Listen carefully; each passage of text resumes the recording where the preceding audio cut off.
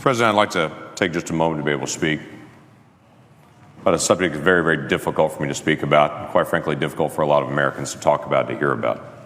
It connects to all of us in extremely personal ways. Let me set some context. Not long ago, a group of animal rights activists gathered around a research facility that was using animals for their testing. The activists gathered around the facility and chanted and had signs that they held up saying, "It's not science, it's violence." And other signs that said, "Animal lives are their right.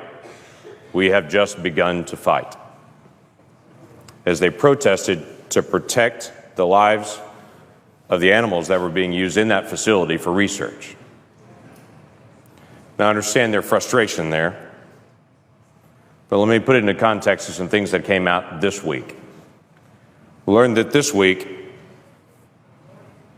organization called Planned Parenthood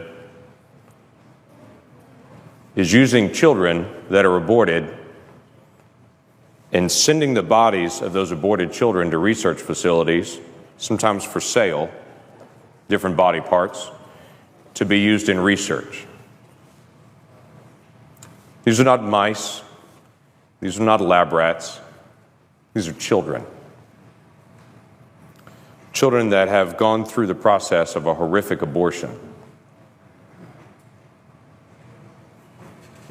This morning in an appropriations hearing, the President and I both were in, we had an extensive conversation about the rights of orca whales. And this protracted conversation went on and on that many people also were connected to about the rights of orca whales and the care for them. And then we had a protracted conversation about horse slaughter and how horses would be humanely put down. But in the middle of all that conversation happening today, there were children still being aborted with an instrument reaching in to a mother, tearing apart a child, but carefully protecting certain organs because those organs would be valuable to sell. Now, the challenge that we have on this as a nation is, the argument is for that baby, that baby's really not a baby, it's just a fetus, it's tissue. That's not a human baby is what everyone's told. That's just tissue, and it's up to the mom to determine what happens to that tissue. And then on the flip side of it, moments later, they take that tissue and then sell it because it's human organs that are needed for research. You can't say in one moment that's not a human and then sell it for the next moment as a human organ and say now suddenly it is. It was a human all the way through. There was never a time that wasn't a child. There was never a time that wasn't a human. And it seems the ultimate irony to me that we spend time talking about humane treatment of animals being put down, like in horse slaughter, and we completely miss children being ripped apart in the womb and their body parts being sold.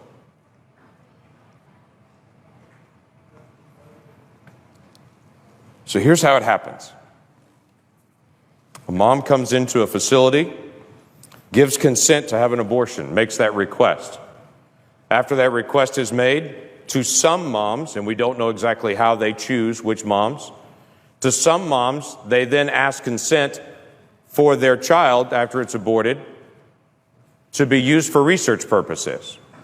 From the video that was put out this week, they said that was actually comforting to some moms, that they would know how traumatic the abortion is, that at least some good would come out of it, that those body parts would then be used for research to hopefully save other children, which again comes back to this ultimate irony that we would literally tear one child apart in an abortion with the assumption that hopefully that would actually help some other child in the future, missing out on the significance of the child that's right there that could be helped by protecting their life.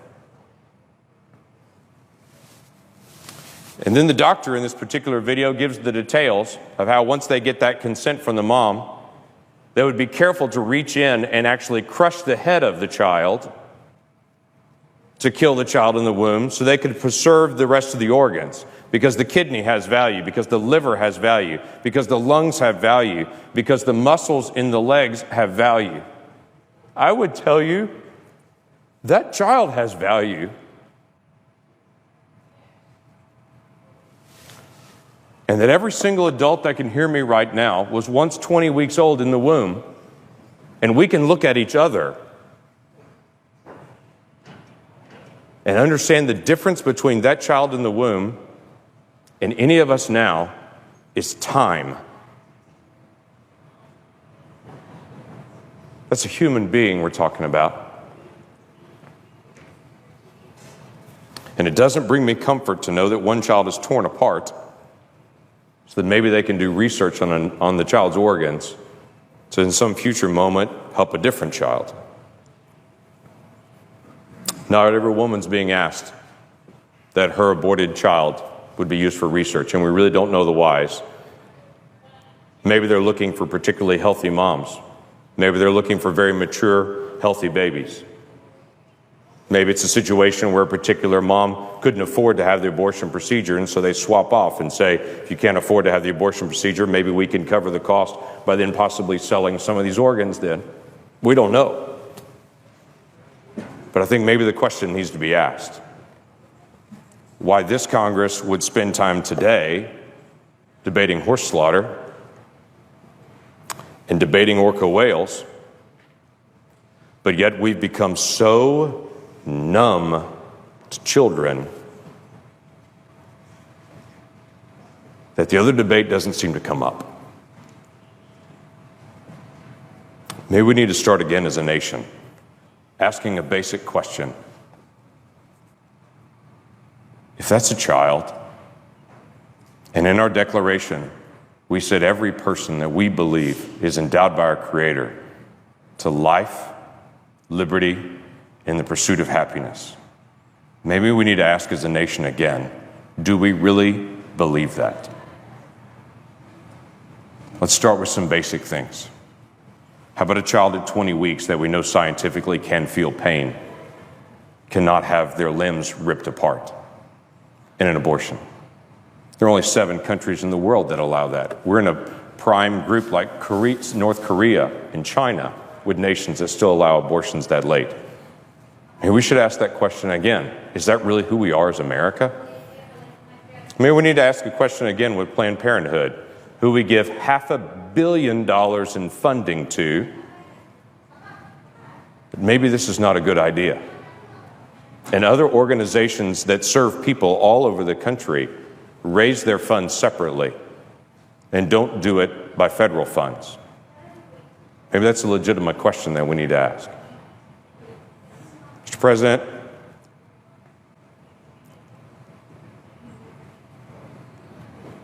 we have hard questions to deal with as a nation. Budget, regulations, future direction that we're going. Why don't we add to the list? Do we really care about children or not? And on a day that we pass an education bill, before we pat ourselves on the back saying how much we care about children, let's make sure we're dealing with a compassion for children at every age, not just at certain ages. Have we really become this numb? And how do we turn it around? With that, I yield back.